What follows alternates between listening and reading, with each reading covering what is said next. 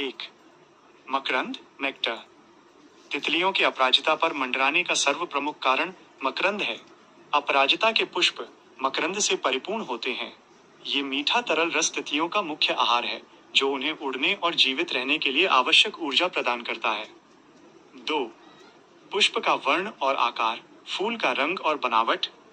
आकर्षक वर्ण, अपराजिता का विशिष्ट नीला या बैंगनी रंग तितलियों को दूर से ही अपनी ओर आकर्षित करता है।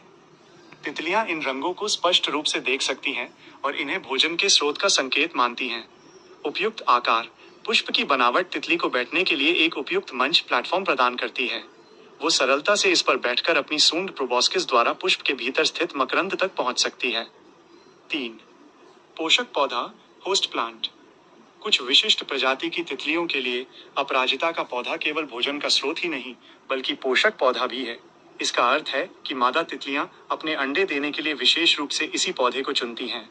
जब अंडों से इल्ली कैटरपिलर बाहर निकलती है तो वे अपराजिता की पत्तियों को खाकर ही अपना पोषण प्राप्त करती हैं और विकसित होती हैं।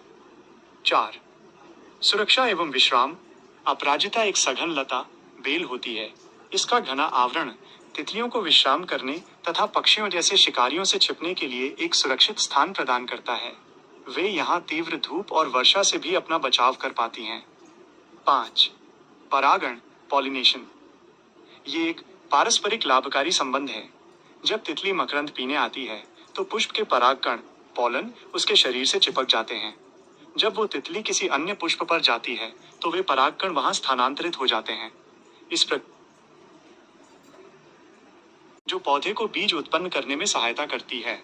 संक्षेप में, तितली अपराजिता के पास आहार, मकरंद, प्रजनन, अंडे देने और सुरक्षा के लिए आती है, और इस प्रक्रिया में वो अनजाने ही पौधे के परागण में सहायता करती है।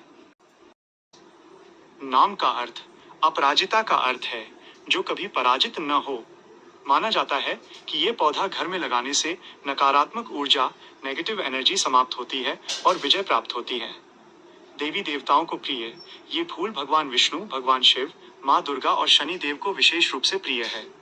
शनि देव नीले रंग का होने के कारण इसे शनि देव का प्रिय फूल माना जाता है और शनिवार को इसे चढ़ाने से शनि दोषों में राहत मिलने की मान्यता है।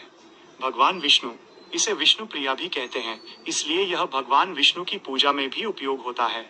वास्तु शास्त्र के अनुसार इस बेल को घर में लगाना बहुत शुभ माना जाता है। इसे घर की उत्तर पूर्व या उत्तर पूर्व, ईशान कोण दिशा में लगाना सबसे उत्तम माना गया है।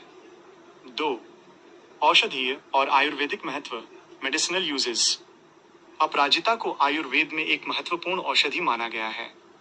इसके लगभग सभी हिस्सों, फूल, पत्ती, जड़ का उपयोग किया जाता है। बुद्धि और स्मृति, इसे मेध्य रसायन माना जाता है, यानी ये बुद्धि, इंटेलिजेंस और स्मृति, मेमोरी को बढ़ाने में सहायक है। ये तनाव और चिंता, स्ट्रेस एंड एंजाइटी को कम करने में भी मदद करता है। एंटीऑक्सीडेंट से भरपूर, इसके नीले फूलों में प्रचुर मात्रा में एंटीऑक्सीडेंट्स होते हैं जो शरीर को मुक्त कणों, फ्री रेडिकल से होने वाले नुकसान से बचाते हैं।